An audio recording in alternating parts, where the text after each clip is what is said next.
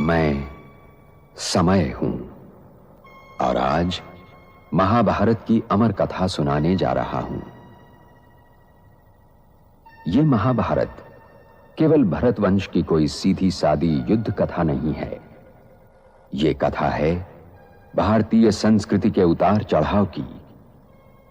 यह कथा है सत्य और असत्य के महायुद्ध की।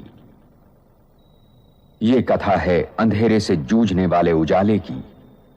और यह कथा मेरे सिवा कोई दूसरा सुना भी नहीं सकता, क्योंकि मैंने इस कथा को इतिहास की तरह गुजरते देखा है। इसका हर पात्र मेरा देखा हुआ है। इसकी हर घटना मेरे सामने घटी है।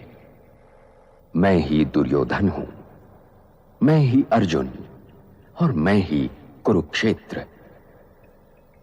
क्योंकि महाभारत बनते बिगड़ते रिश्तों और रिश्तों के आधार और जीवन सागर को मथकर जीवन के तत्व और सत्य का अमृत काढ़ने की कहानी भी है।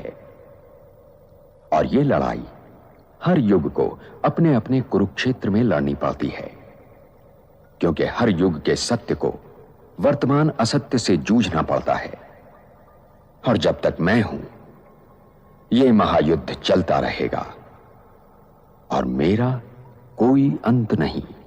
मैं अनंत हूं।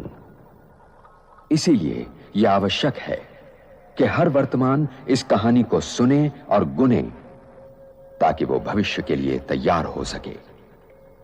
यह लड़ाई लड़ना हर वर्तमान का कर्तव्य और हर भविष्य की तकदीर है। इसीलिए मैं कभी गुरु, कभी मां और कभी ऋषि बनकर हर नई पीढ़ी को इस कहानी द्वारा उसे अपने इस महायुद्ध के लिए तैयार करता रहता हूं। यह कहानी वास्तव में उस दिन शुरू नहीं हुई जिस दिन श्री कृष्ण ने अर्जुन को गीता उपदेश दिया था, या जिस दिन द्रौपदी ने दुर्योधन का मजाक उड़ाया था। यह कहानी इन घटनाओं से बहुत पहले दुष्यंत और शकुंतला के पुत्र चक्रवर्ती महाराज भरत के विजय यात्रा से लौटने पर हस्तिनापुर राज दरबार में शुरू होती है।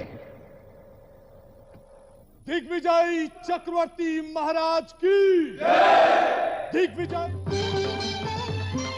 भरत की बड़ाई केवल इसमें नहीं कि उसने हस्तिनापुर राज्य की सीमाएं हिमालय से सागर तट तक फैला दी थी, और हमारा यह महान देश उसी का नाम लेकर भारतवर्ष कहलाया।